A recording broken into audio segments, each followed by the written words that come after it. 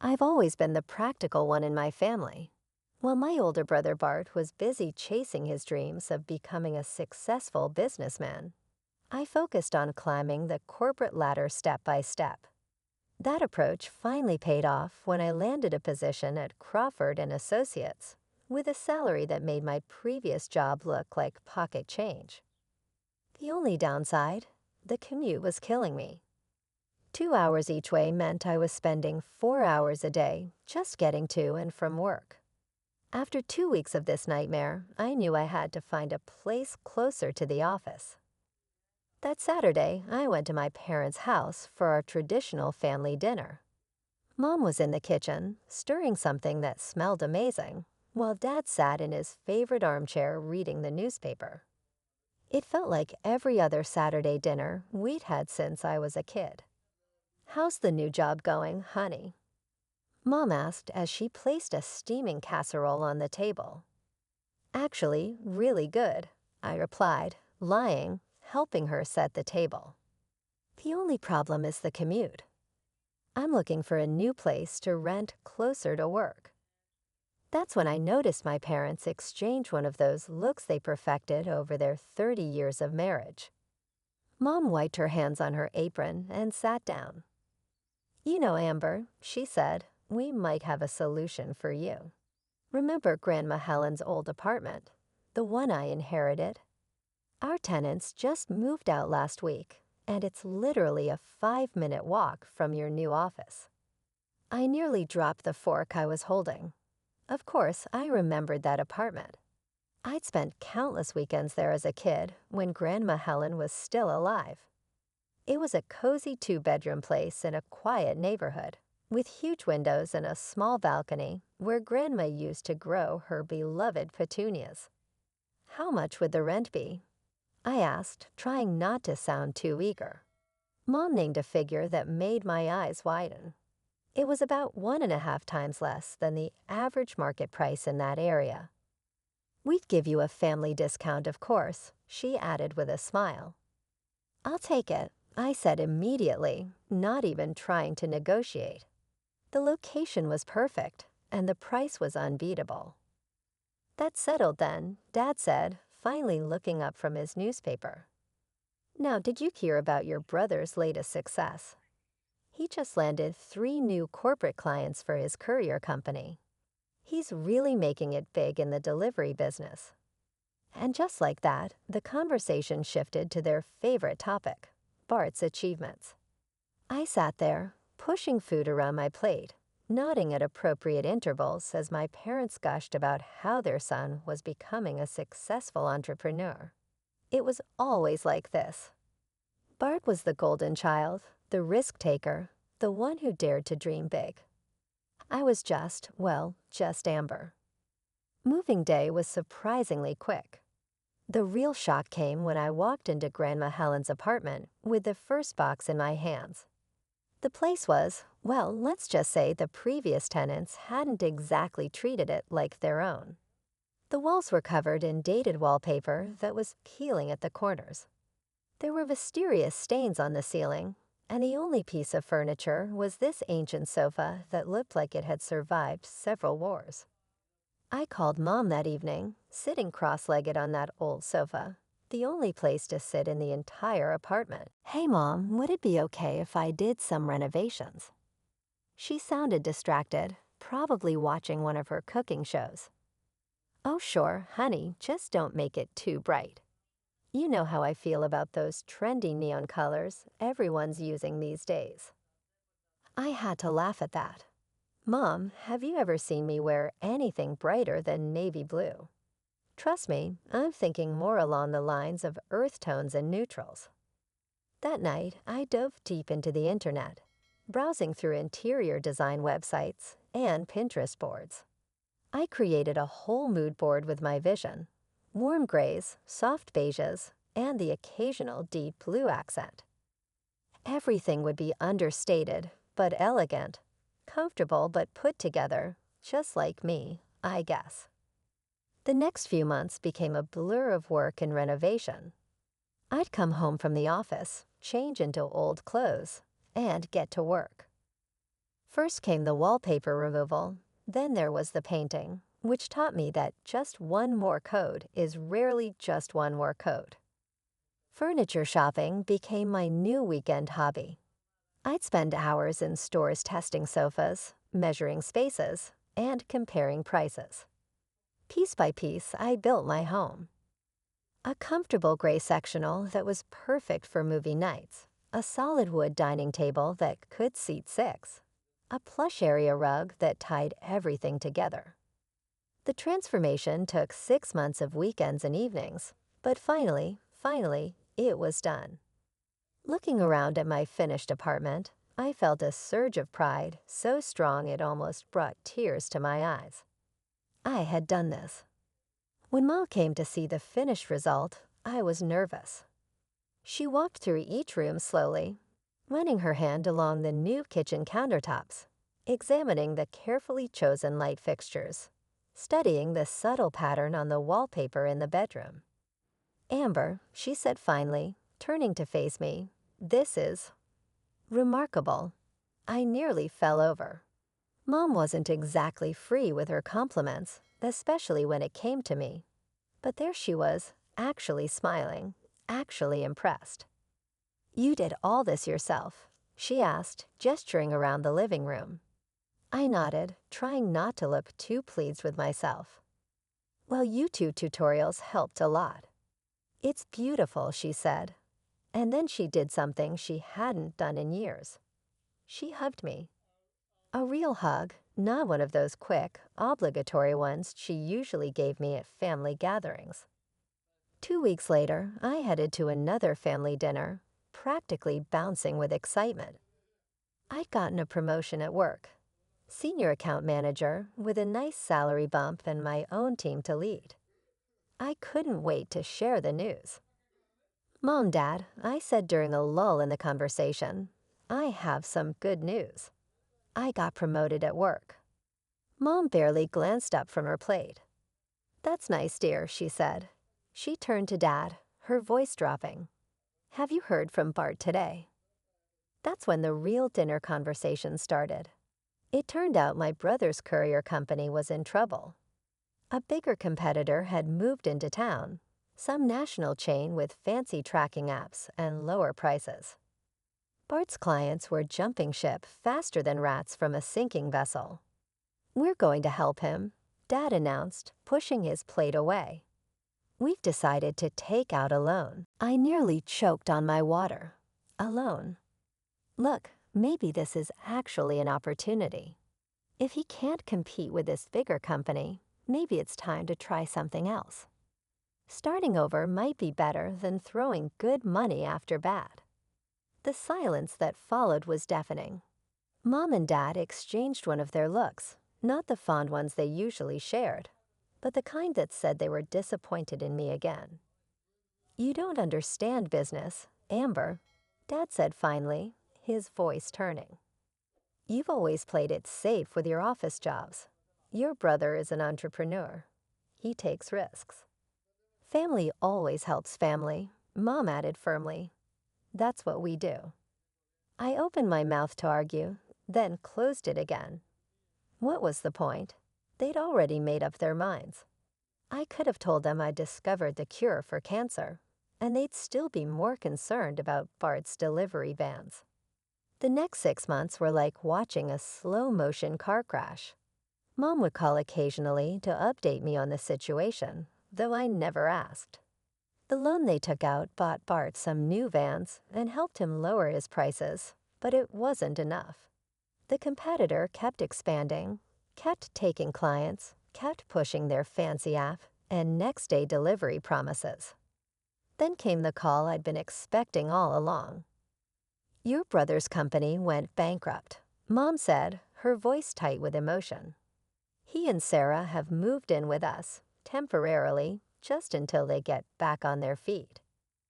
I gripped my phone tighter, thinking about my quiet prediction at that dinner 6 months ago.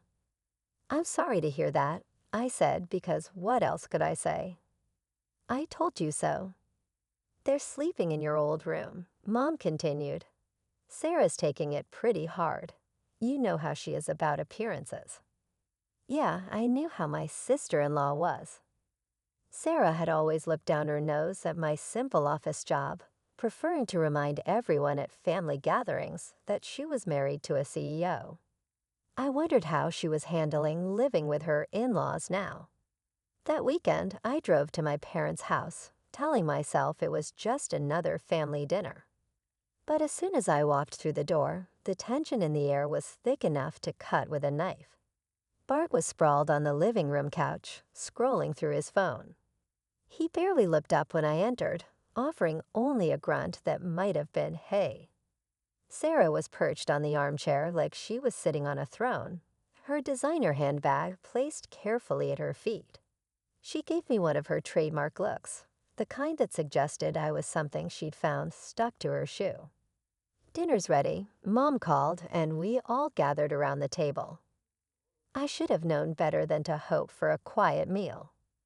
Bart launched into what felt like a rehearsed speech about his business troubles before I'd even picked up my fork.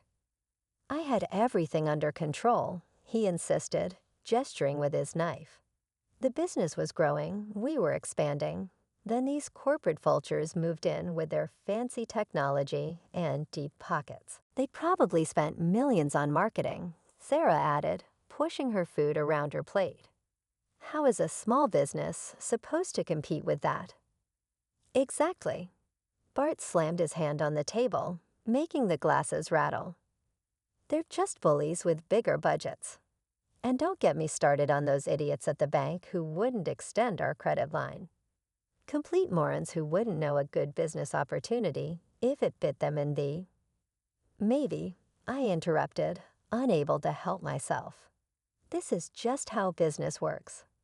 Competition is part of the game. You have to plan for these possibilities when you start a company. The silence that followed was absolute, as 4 pairs of eyes stared at me like I just suggested we should all start eating rocks for breakfast. Plan? Bart sneered. Easy for you to say from your cushy office job. What do you know about running a real business? I just think. I started, but Dad's warning look made me shut my mouth. I focused on my plate instead, pushing my peas into neat little rows. I can't take living here much longer, Sarah announced suddenly, her voice dripping with dissatisfaction. No offense, she added, not sounding sorry at all, but I need my own space. Bart immediately perked up like a puppet on strings. Hey, Mom, what about Grandma Helen's old apartment? You still own that, right? My head snapped up. I'm living there, I said quickly, and I've renovated it. Completely. Oh, yes. Mom nodded, suddenly animated. Amber's done a wonderful job with the place. It looks absolutely beautiful now. I saw the look that passed between Bart and Sarah, quick, calculating, meaningful.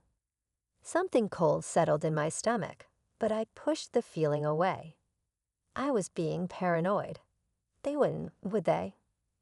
Wednesday evening, I was coming home from work, my mind already on the leftovers waiting in my fridge and the new Netflix series I'd been saving. But when I reached my floor, I stopped dead in my tracks. There were voices coming from my apartment, familiar voices. I opened my door to find Mom, Bart, and Sarah standing in my living room like they owned the place. Sarah was running her hand along the new curtains I'd hung just last month. Mom, I tried to keep my voice steady. What's going on? You could have called to say you were coming over. Mom waved her hand dismissively, not even looking at me. Don't be ridiculous, Amber. This is my apartment. I don't need permission to visit. My mouth went dry. Something about her tone sent warning bells ringing through my head. I watched as Sarah continued her tour of my apartment, inspecting everything like she was a real estate agent doing an evaluation. She ran her fingers along the new kitchen counter I'd installed, peered into the freshly painted bathroom, and nodded approvingly at the built-in bookshelves I'd added to the living room. Finally, she settled herself on the sofa, the old one I'd kept from before the renovation, and smiled that Kat got the cream smile of hers. "This is perfect. We can move in next week." The world seemed to tilt sideways. "Excuse me. I live here. This is my home. I renovated it. I'm the owner." Mom cut in, her voice sharp. "I decide who lives here. But all the work I did." I gestured around at the walls I'd painted, the floors I'd refinished, the countless hours of labor I'd poured into this place. I transformed this apartment. "Oh yes," Mom's smile turned calculating. "Actually, since you've improved the apartment so much, the market value has gone up significantly. If you want to stay, the new rent will be 3 times what you're paying now." The blood drained from my face as everything clicked into place. They planned this. Mom knew I couldn't afford triple the rent. My promotion was good, but not that good. "You're trying to force me out," I said, my voice barely a whisper. Mom shrugged, not even bothering to deny it. "If you can't afford the new rent, you should probably start looking for another place. You have a week to move out." Without waiting for my response, they headed for the door. Sarah was already on her phone, presumably making moving plans. Bart hadn't said a word the entire time. He didn't need to. Mom paused in the doorway, but didn't turn around. "1 week," she repeated, then pulled the door shut behind them. I stood in the middle of my living room, the living room I had painted, decorated, made into a home, and felt the walls closing in. The proud warmth I'd felt showing Mom my renovation just months ago turned to ashes in my mouth. While my family probably expected me to spend that evening crying into my pillow, I was already on my phone, scrolling through rental listings. By midnight, I'd found the perfect place, a modern 1-bedroom, just 2 blocks from my office. The rent was higher than what I'd been paying, but I didn't care. First thing Thursday morning, I called in sick to work for the first time in 3 years. By 9:00 a.m., I'd toured the new apartment. By 10:00 a.m., I'd signed the lease and paid the deposit. The landlord, a no-nonsense woman named Janet, raised an eyebrow when I asked if I could move in immediately. Next stop, a moving company.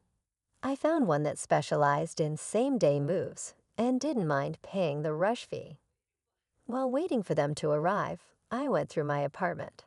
No, Mom's apartment, with post-it notes marking everything I'd bought with my own money. The movers arrived at 2:00 p.m. I stood in the living room, directing traffic like a conductor. The gray sectional, mine. The dining table and chairs, mine. All the kitchen appliances except the stove and fridge, mine. Those bookshelves I installed, they're coming too. Item by item, my things went into the truck. The coffee maker I splurged on after my promotion.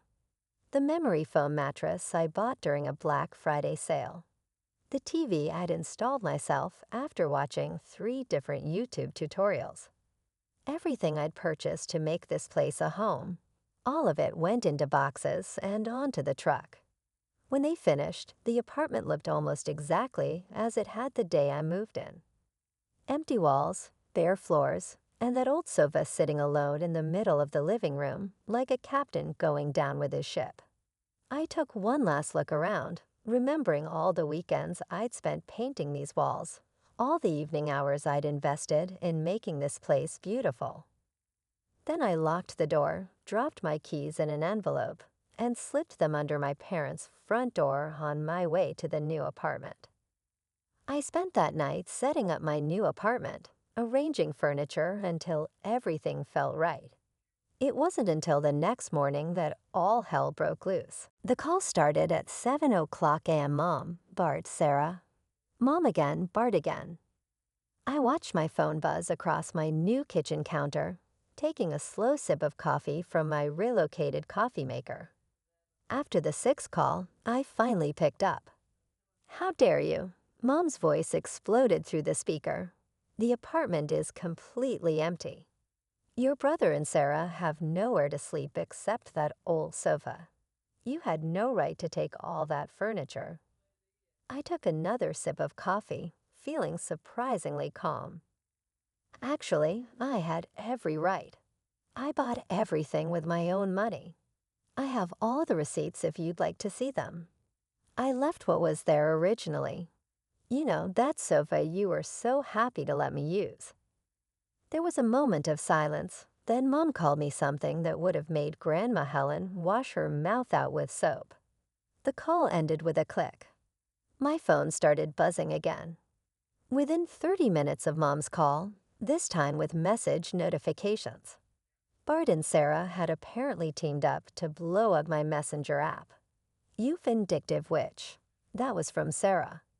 "How dare you take everything?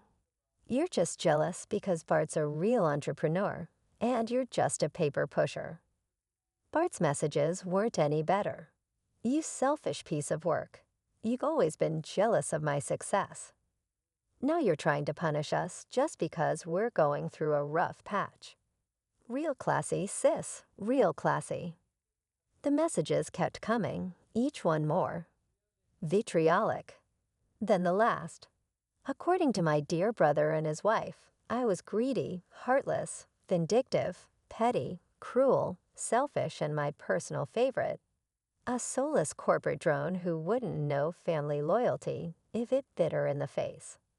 I read each message once, then closed the app without responding. Instead of engaging with their drama, I threw myself into settling into my new place. I arranged my furniture, decorated the walls, and started building a new life. A month passed without any contact from my family. I'd love to say I didn't think about them, but that would be a lie. Every now and then, I'd catch myself wondering how they were doing, if they'd managed to furnish the apartment, if Mom still made her famous lasagna for Sunday dinners. But I pushed those thoughts away each time they surfaced. They'd made their choice. Then exactly 1 month after the move, my phone lit up with Mom's number. I almost didn't answer, but some combination of curiosity and lingering hope made me pick up. "The rent payment didn't come through," she said, without preamble, her voice accusatory. I couldn't help it. I laughed. Of course it didn't. I don't live there anymore. Remember, you kicked me out. "That's not the point," Mom snapped. "We're expecting you to continue the payments." My laugh died in my throat. "Excuse me." "We're having a very difficult time right now, Amber," she said. "We're still paying off the loan we took out for Bart's business, and he can't afford to pay rent right now. The family needs your help." "Let me get this straight," I said slowly, gripping my phone tighter. "You kicked me out of the apartment so Bart and Sarah could move in, and now you want me to keep paying rent for an apartment I'm not living in, just so they can live there for free." "Family helps family," Mom said, as if that explained everything. "You know we're struggling with the loan payments, and Bart's still trying to get back on his feet." That phrase again. How many times had I heard it over the years? Always when they needed something from me, never when I needed support myself. Something inside me finally snapped. Really, is that what family does? My voice was surprisingly steady now. Does family kick one child out onto the street to make room for another? Does family take someone's home away and then demand they keep paying for it? "You're being dramatic." "No, Mom, I'm being realistic. For the first time in my life, I'm seeing things exactly as they are. This attitude of yours, the family helps family thing, right? Well, guess what? I'm family too. Or at least I was supposed to be." There was a long silence on the other end of the line. When Mom spoke again, her voice was cold. "I'm very disappointed in you, Amber." I actually laughed at that. Funny, I was just about to say the same thing to you. I ended the call and immediately blocked her number. Then, in quick succession, I blocked Dad's number, Bart's and Sarah's. I opened every messaging app on my phone and blocked them there too. For good measure, I went through all my social media accounts and blocked them as well. It felt like cutting off a limb, but somehow I was finally able to breathe. Weeks passed, then months. Through the family grapevine, mainly my cousin Rachel, who'd always been decent to me, I heard bits and pieces about what was happening. Bart had apparently come up with another brilliant business idea. Something about artisanal pet food delivery, or maybe it was organic food subscription boxes. Rachel wasn't quite sure. My parents were making the rounds, asking various relatives for startup money. Most of them had enough sense to refuse. Only Uncle Derek, notorious for charging interest rates that would make a loan shark blush, offered to help. Even my parents weren't desperate enough to take him up on that offer. The last thing I heard was that they were considering taking out another loan to fund Bart's latest venture. Rachel told me this over coffee one Saturday, watching me carefully for my reaction. "What do you think about that?" she asked. I stirred my latte, considering the question. 6 months ago, I would have been worried sick. 3 months ago, I would have been angry. Now, "Not my circus, not my monkeys," I said, and was surprised to find I meant it. Rachel grinned. "You seem different," she said. "Happier." I thought about my new apartment, decorated exactly how I wanted it.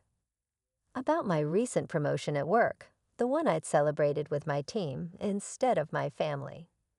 About the cooking classes I'd started taking on weekends, something I'd always wanted to do, but never had time for when I was renovating the old apartment. "I am," I replied. "I really am." Later that evening, I sat on my couch in my apartment, with a glass of wine, thinking about everything that had happened. Mom's words echoed in my head one last time. Family helps family. They were right about one thing. Family should help family, but somewhere along the way, they'd forgotten that help should go both ways. That love should be unconditional. That family means supporting each other's growth, not enabling each other's failures. I took another sip of wine and smiled. I had better things to do than try to fix people who didn't want to be fixed. Much better things indeed.